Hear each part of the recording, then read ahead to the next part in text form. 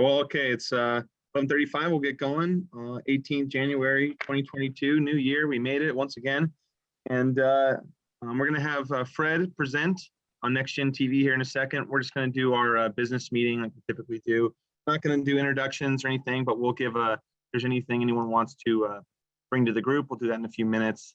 SBE 47 LA, we had our holiday party on Zoom last month, and I think it went really well. We talked about that at our board meeting last week. Definitely wish we could meet in person, but I think for what it was cool. We had some gifts from different vendors and stuff that the chapter donated, and got some notes that people like the Grubhub idea. So I thought it was cool. I'm happy with that. Hopefully next year we can meet in person, but if not, I know Maria has kind of been thinking of other ideas how to up our Zoom game. So that's in the works.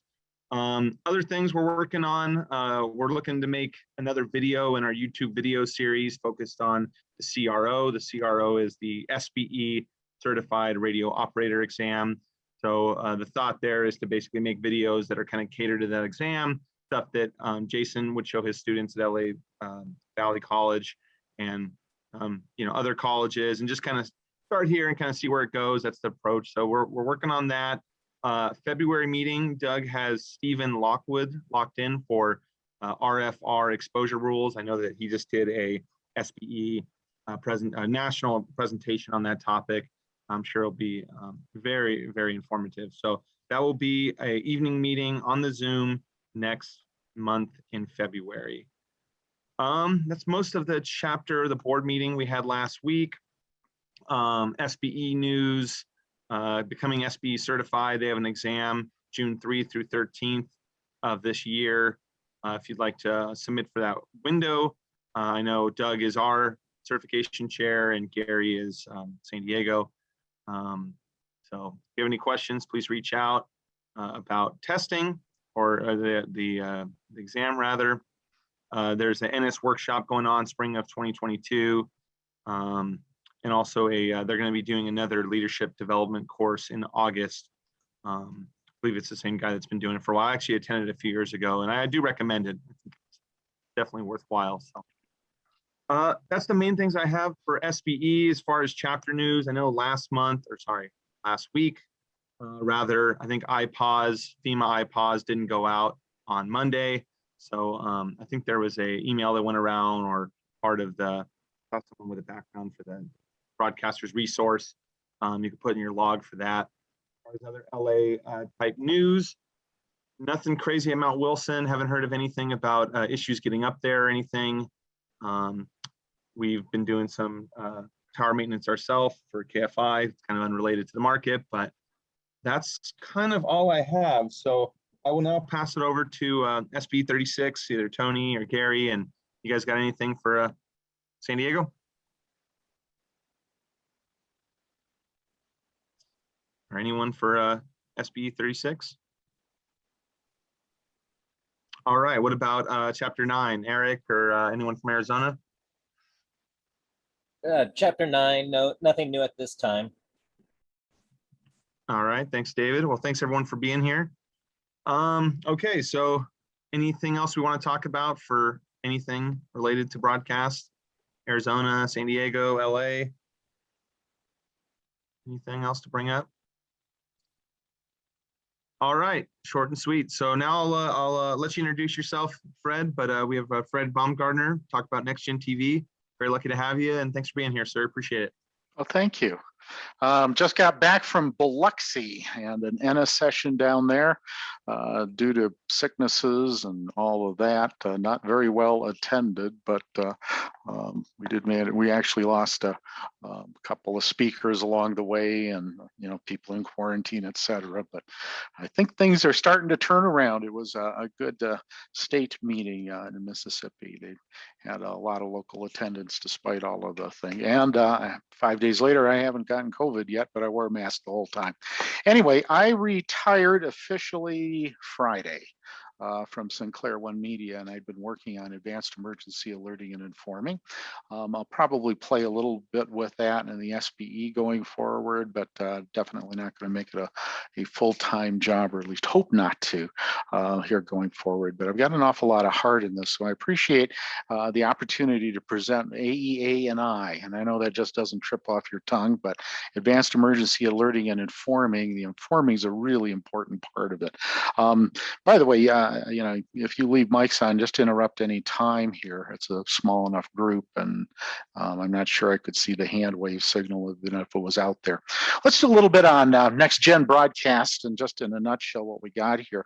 NextGen broadcast is radio, television, everything else. In fact, Paul McLean and I were just going back and forth a couple minutes ago on there's an article that'll come out on the 9th about putting radio on NextGen.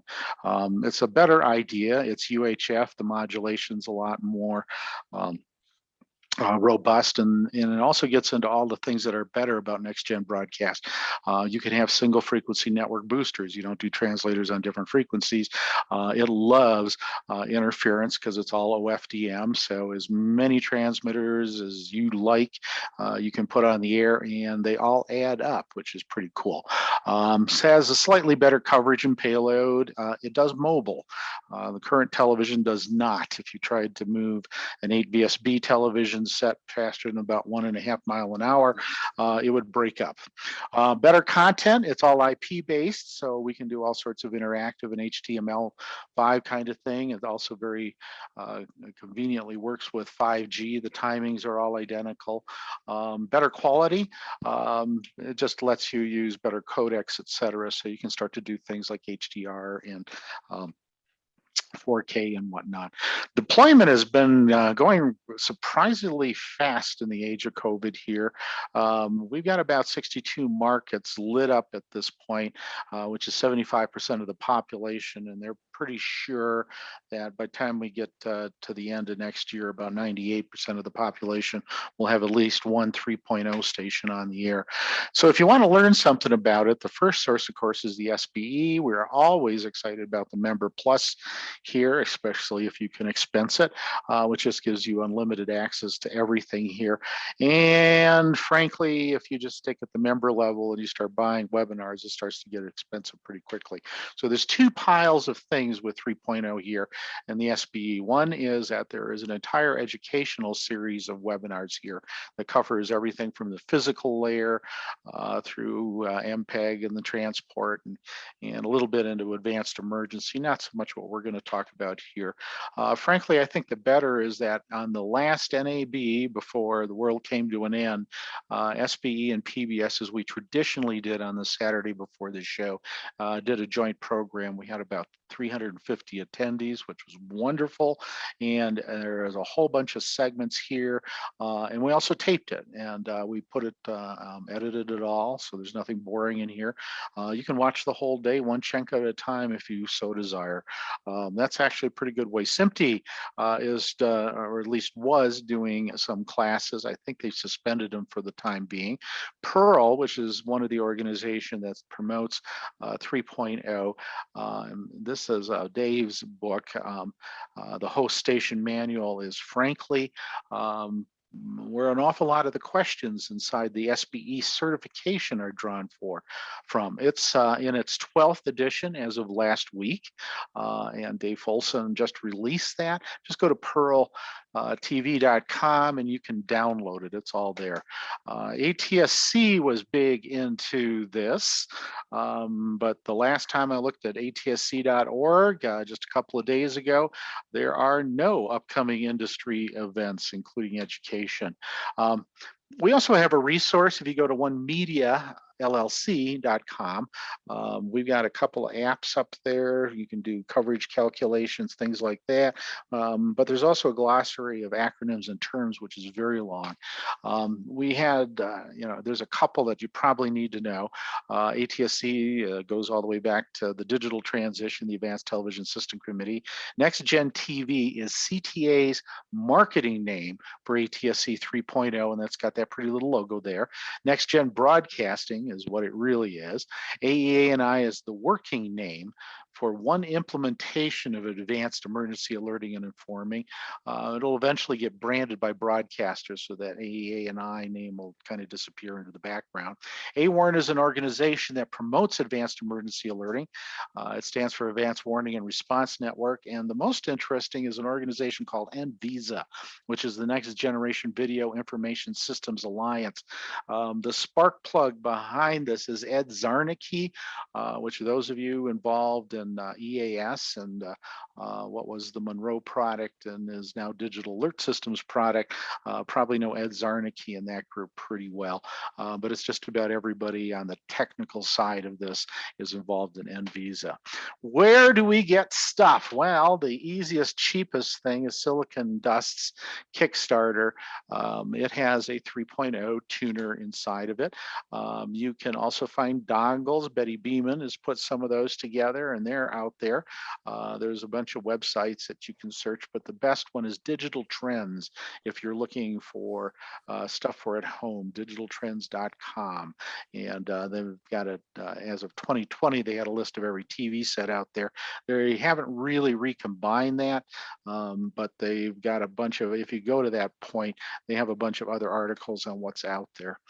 So there's Bonnie, and she had a little, her little phone type display device. When it comes to test gear, Hexalon, which is kind of popular at the moment, and they've been doing an awful lot of the SBE NS sessions out there. They were with us in Biloxi a couple of days ago. They make some handheld test gear, which is pretty interesting, that covers 3.0. And of course, there's some very high-end test gear by the other folks. There's a bunch of enablers out there. There's the first radio broadcast head. That's just a single frequency network booster in a box, and add filter, antenna, all that kind of stuff to it. There is a media distribution platform that's kind of in its demo proof of concept stage. And you're seeing the first dongles come out here. And in the case of Sinclair One Media, they have the Mark I, which is the prototype of the first LTE smartphone with ATSC3 chips built into it. So let's talk about advanced emergency alerting here. First of all, I know that not too very long ago, the president said all sorts of good things about advanced emergency alerting. But I'm going to tell you what happens inside advanced emergency alerting here. There are three things you need to understand. One is milling, fragmentation, and misinformation. Milling is pretty straightforward. When we're warned of a danger, people look to validate it before acting on it, which wastes valuable time. So rather than run to the basement when you hear the tornado warning, you might want to turn on the TV or go somewhere and your phone and see if there really is a tornado, or look out the house, etc. But one of the biggest problems with alerting is that people will mill. They will try to validate it, and they might spend a lot more time than you would think normal. Especially tornadoes move pretty fast, but fires, well, our Boulder fire, that entire event was only 240 minutes long. That's unusual, but you usually have, in flooding situations and fires, a minute, sometimes an hour to react, and people will use up that entire time trying to figure out what's happening here. Milling was something that Dennis Maletti came up with, and the picture on the book on the right there is Disasters by Design. So about the time that the broadcast industry was doing EAS, Dennis Maletti did a lot of study on how people react. And had we known all the stuff we now know about how people react, we might have even designed EAS a bit differently. Fragmentation is the other problem here. There are so many information sources out there. So if you do a quick Google search on emergency information applications out there, you come up with at least 3 screens of people all doing apps out there. And then, of course, there's misinformation. Well, problem with misinformation is, well, it's misinformation. And now that we have a fragmented world and the broadcaster isn't necessarily the center of it, we can get all sorts of crazy stuff out there. I talked about Dennis. Dennis said that this is possibly the biggest public information mess I've ever seen. It breaks my heart, referring to COVID. We know how to plan emergencies better than anyone on earth, and that's not the case. And ironically, 10 months later, he died of, you guessed it, COVID. So the history of emergency communication kind of looks like this. We go all the way back, though. I mean,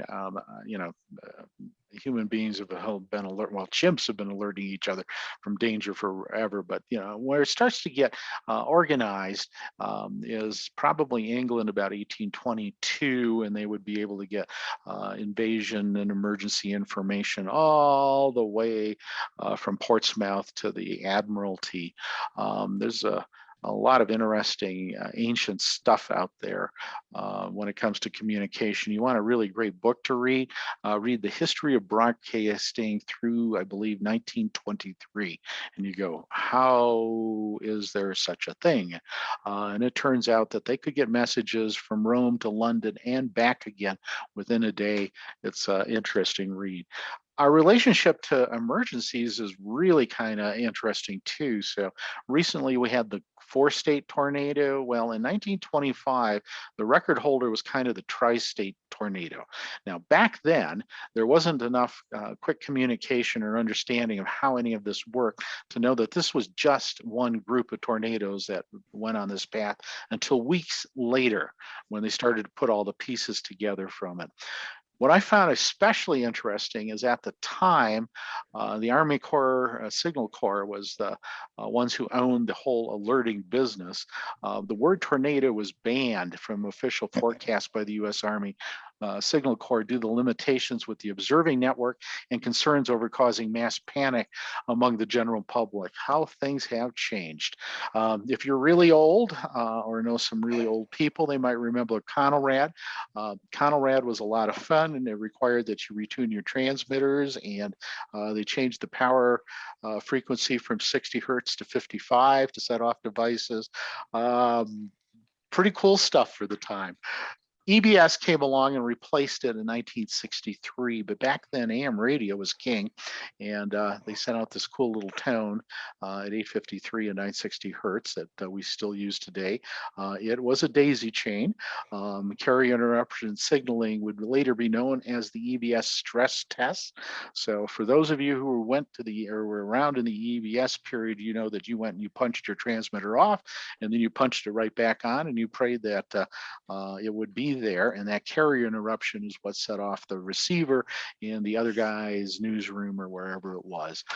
There's also one famous incident, and this is the beginning of my career. I don't have a driver's license yet, but for whatever reason, I'm doing the overnight and ripping news in the morning at a local 1 kilowatt day timer, and the bells go off on the teletype.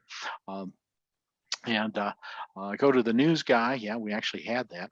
And he says, well, what's the other station in town doing? And well, they're doing nothing. And he says, call the general manager. And he says, what's the other station in town doing? This is the definition of milling. And I said, well, they haven't done anything yet. So, well, it's probably a mistake. Wait until there's more stuff. So a few minutes later, of course, they withdrew the emergency. They had played the wrong tape accidentally. So what about AEA&I? Well, AEA&I is under construction. There's some interesting things about it. This survey was released literally last week, and I see Radio World in their digital feed picked it up this morning, refers to it. It's an interesting read. So the first thing you probably know is that when it comes to where you're first stopped for information in that milling mode, well, it's a mobile phone followed by TV news. But we looked at something and we found something really interesting here. We found that in Gen X's and Boomers, television news was like number one. But everybody, for the most part, carried a cellular phone in here. And when we asked, local news station was still, 49 for almost half of folks thought that that was the first place that they ought to go for information. So the problem with this is the gap. The gap is that TV is not mobile. So what we're trying to solve here is to combine the mobile aspects, put chips in phones, get them out there with the newsroom and the ability to process emergency information, because it's pretty critical to have a newsroom in there, as you will see here shortly. So we asked a lot of folks about the features here and what they wanted, being able to target, we can do that, yada, yada, yada. And we also found out that we asked them how much they would pay for this. The average was $15. The old folks, well, that's that big line there that says 30% wouldn't pay anything for it. But the younger you are, the more inclined you are to actually pay good money to have a good emergency alert system out there. So let's compare the two. Now, I'm going to start this by saying we are not getting rid of EAS in any way, shape, or form. That is meant to be on screen in the program, embedded in it, interrupts the program, and the only thing you are required to carry in EAS is, of course, the EAN, the end of the world, very bad day message, which has never been activated, and the tests along the way here. So the level of participation in EAS varies. As AEA comes along in the next gen broadcast world, we suspect that that kind of fades and just moves over there because it's a better tool. But one is not meant to replace the other by any stretch of the imagination. The coolest thing about AEA and I for broadcasters is that it doesn't interrupt the programming.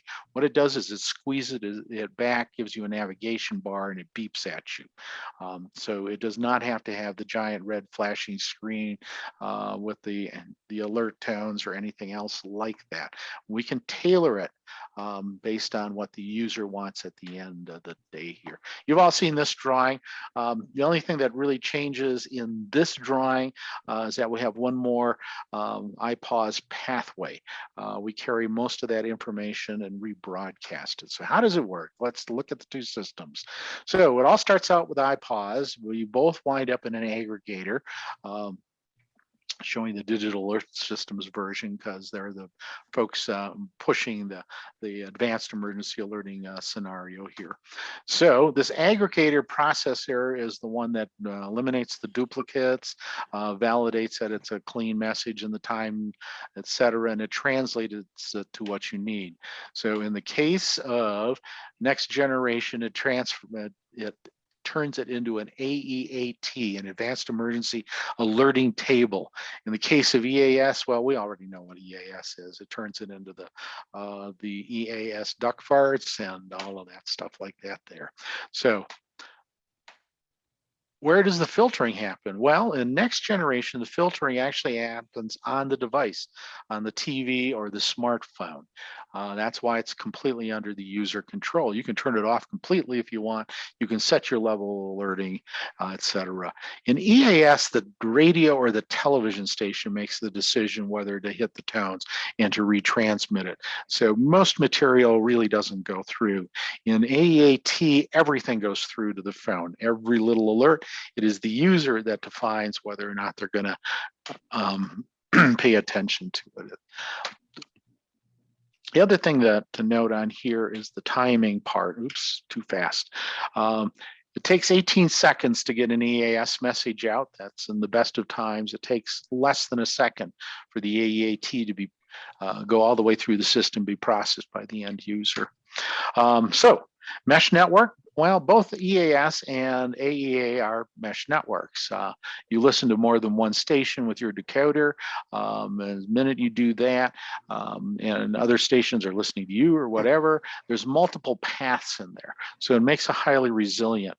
In the case of AEA, the dream is that every television station, every 3.0 station will listen to every other 3.0 station to create a highly resilient network.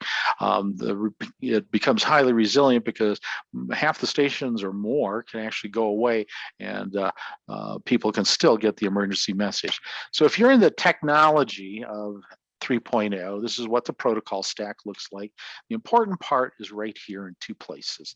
The one down in the bottom left here is the bootstrap. That is the most stable and secure and robust part of next generation broadcast.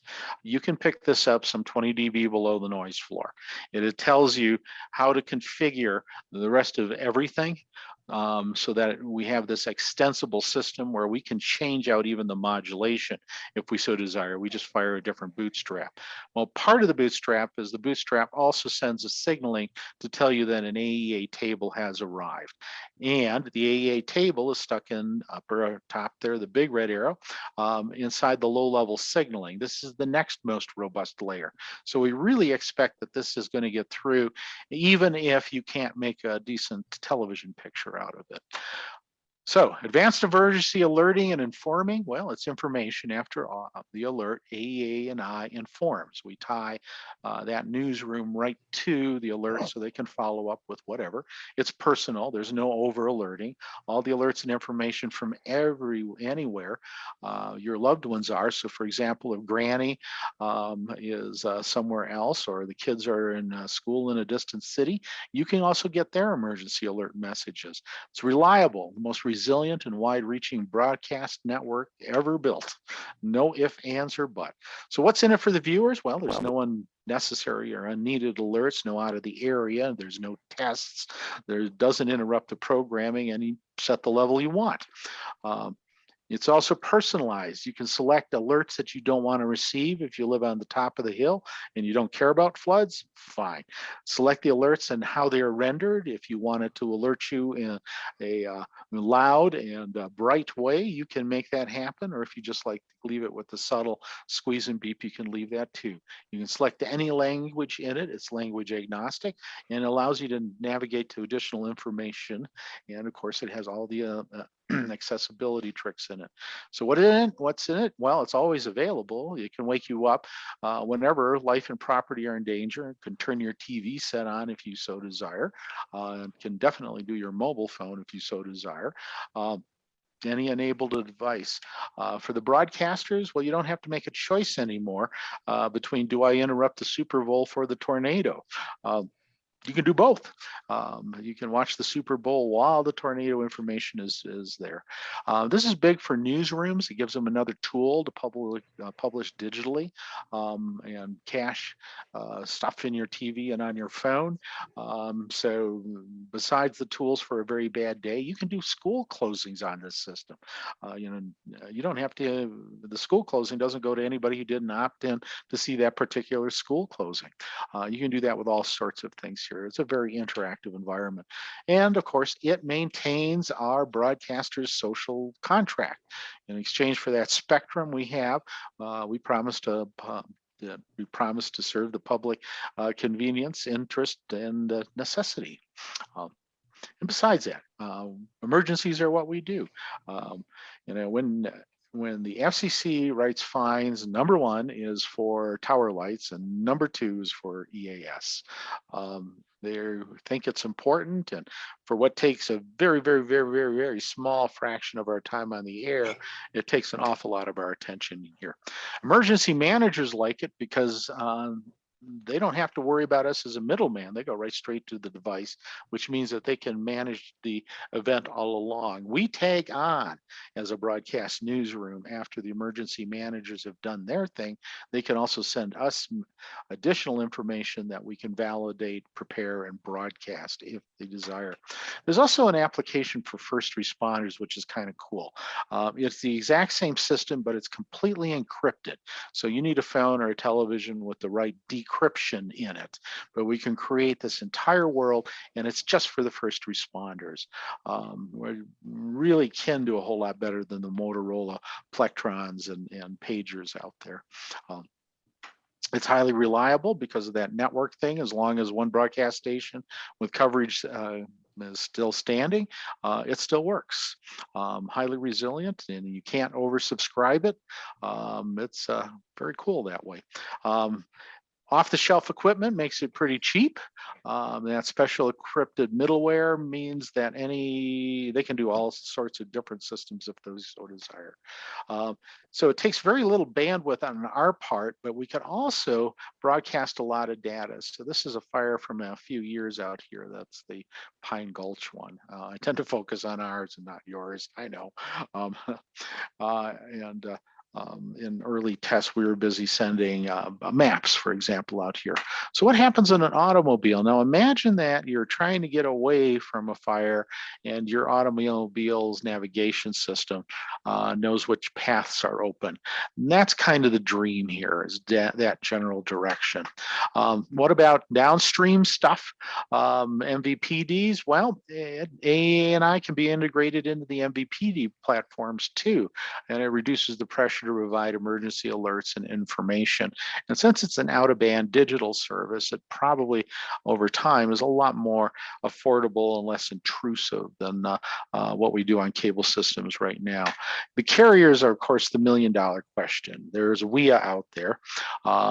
In Boulder, they had trouble with WIA because, well, Boulder had bought the iPause packages like 2.5 years ago, and between COVID, between the King Soopers mass shooting and a whole bunch of other disasters, it was like one after another. They never got around to setting up the iPause network entry point. So they never got the message on WIA here as far as evacuating was concerned. The broadcasters, of course, a heck of a job out there. Now, why would the carriers want to put chips in phones? One reason is, probably not enough to make it happen, is that they could get out of the WIA business. They don't like doing it, and they don't do it very well. So there's no newsrooms inside Verizon or AT&T to sit there and vet and prepare the information and push it out. So it's a pretty bare bones system, and of course they're trying to do the absolute minimum here. I suspect that if we could make a proposition that says you get out of WIA if you put this $2 chip in your phone, we'd have something. That's at least the beginning of that conversation. Downstream, well, the Internet of Things is really kind of cool because this thing works so quickly. If you have an earthquake, it can send that message fast enough to open the doors on fire stations and freeze elevators at floors and things like that. That's pretty cool. So the IoT world awaits. I'm going to introduce you to this too. This is bid symbology.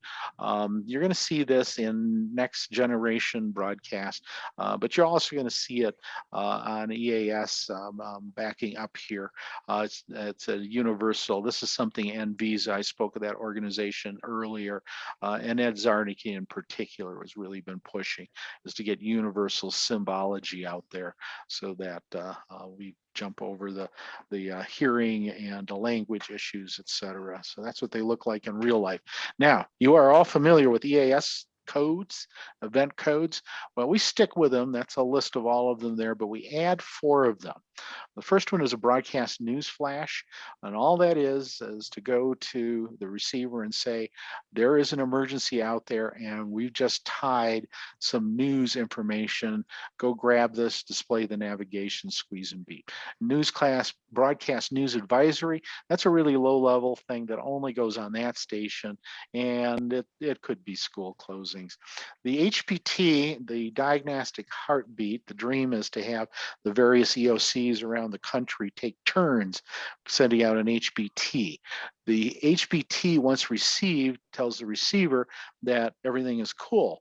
If it doesn't see it, after a while, it says you might want to check your antenna connection, or there's something diagnostically wrong with how your television is working, because we're not seeing advanced emergency alerting information, and we should be. And then that special one for the first responders, the FRM code here.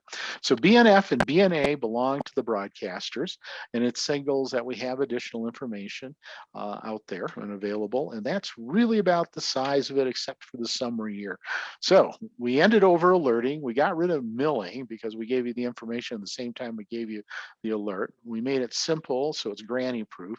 It integrates the information distribution with the alerting part. Alert's easy. All you're doing is ringing a bell. The information part requires work. Alerts at the speed of light, there's fewer opportunities for human error because most of it is automated from one end to the other. Everybody does their part. The alerting organization, the trusted organization, fires the alert. The news department adds the information to it, and we put it up on a broadcast mesh network. And it's nearly indestructible because of that. So you take that combination of news and the distribution of next generation television, and you really got something here. So we really want to get it into the smartphones because it's a fast, reliable, and trustworthy way of getting information out there. And that is all I got. So questions, comments, inquiries, complaints, that is my retired address and phone number, which you have just taped and are going to share with everybody. Thank you. How'd we do? Any good? No, it was great. That was great, Fred. That was really informative, and you've definitely done this before. Just all the important stuff, and yeah, I really enjoyed it. It says Robert has raised his hand. Yeah, I have a question. By the way, thank you for the presentation. It was actually Thank you. Presentation. How do you convince smaller broadcasters that ATSC 3.0 is worth it? We all know the benefits because we're obviously here. But down in Tucson, where I'm at, the Scripps, the Allen Medias, and the Grays of the world, they know about it, but they don't want to spend the money to upgrade their transmitter chain to serve everybody down here in Tucson. I mean, I have multiple sets that already have ATSC 3.0 tuners in my home, but I can't get a signal because they don't provide it. Well, I kind of have a couple of answers for that. The first one is, can you imagine that in 10 years, we have any ATSC 1.0 DTV MPEG-2 19.48 VSB transmitters left on the air? Yeah, good question. Can you imagine that in 10 years? I would hope not, but I know there's some places that still have analog translators on there. Well, not anymore, but up until very recently, that would be true. And there's whole countries that are still analog out there. So one thing that happens is that they start putting 3.0 chipsets and phone and TVs, et cetera. Well, the deal is, especially if they're in phones, because all of a sudden that gives you more eyeballs, that gives you motivation to want to go change your system over because I can start to reach people there. So I think the way the adoption curve works here is as the televisions get out there that are 3.0 enabled, and as the devices come along, we move more and more over in that direction. But the way that transition works is that you've got to cooperate with a bunch of other people in the market, and that's the trick. And so far, look at the number of people who have cooperated, which just shocks me on that first rollout, that first generation. And all anybody's doing right now is simulcasting their 1.0 DTV. And there's a couple of radios on TOP in Washington, for example, is out there. So there's nothing spectacular. There's no 4K. There's no special stunting going on. They're just building the infrastructure at this point. I think what happens is that you're going to see some incentivization out there. There will be 4K programs that you can't get any other way than on 3.0. So we make that shift. So how fast is it going to happen? Well, the gateway is probably the thing that really throws a wrench into the crystal ball here. If there is enough content and it's worthwhile, that people put gateways in. So a gateway just has a TV antenna and a connection to your internet service provider, and that puts everything on your LAN. So then any device anywhere in the place can get a decrypted version of the video. I think that's a major step forward. And we see a lot of people from Avoca and whatnot starting to work on the gateways here. I think that'll be a major mover along this line. Any of that make any sense? Yeah, it does. I really think that if we can find a way to get those lower budget media outlets incentivize that's going to help move this forward, especially with monsoon season here in the Southwest. Yeah. Everybody knows, I mean, flash flooding can happen anywhere, and getting that info out to the people that are within that flood zone is crucial at times. Yeah, yeah, indeed. So other questions out there? I see more in the chat, or maybe the chat. I can't see the chat. We're gonna get this figured out.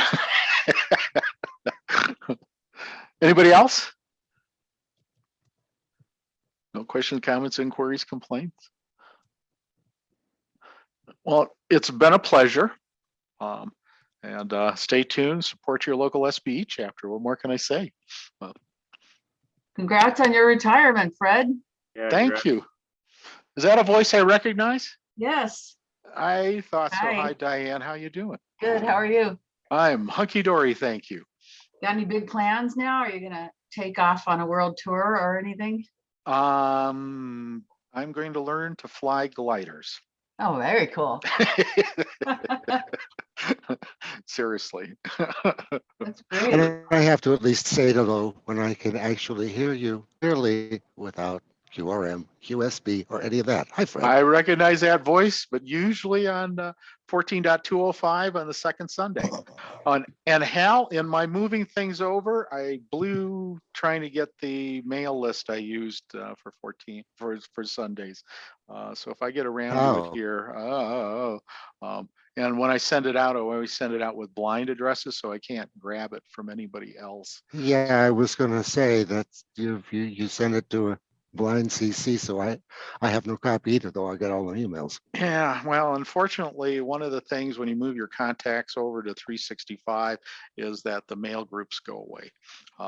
And I do have some routes here I might get it, but they're all on my contact list, but there are 3,823 people. It's been a long Oh. career. For what it's worth, Outlook and dealing with moving things to and from it have been something I've been doing for a long time. So call next time. I've got a PST file, if you can pull it out of that. Yes, there's a way to do that, maybe. Maybe. Well, yeah, and anybody who can load it. How did it depend? You know, you can just open the PST file and copy anything, drag and drop that you want. Yeah, I haven't done that yet. I'm wondering how it organizes, but you're right. That would be the way to do it. So, Yeah, I will the give it an simple way, and attempt. I'm lazy. Yeah, for you guys. Okay. Like I say, call me. yeah. Okay. Okay. We do a ham radio net, and 20 meters is starting to wake up. I missed last week, but the week before we had a check-in from some island in the Pacific. That was kind of fun.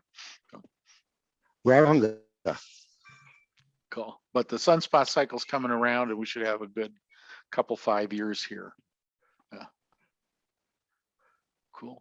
Yeah, Well, I appreciate it. Thanks for presenting. And next month we have our February is going to be Stephen Lockwood on RFR exposure. So we'll be sending out the link to that. That'll be an evening meeting, maybe joint. I'm not sure yet, but if it's not, you're always welcome to be a guest of our chapter. And that's all I got. So unless anybody's got anything else, we'll say goodbye and look forward to the presentation next month. And that'll be our usual time, the second Tuesday. So that would be February 8th at 6:30 p.m. So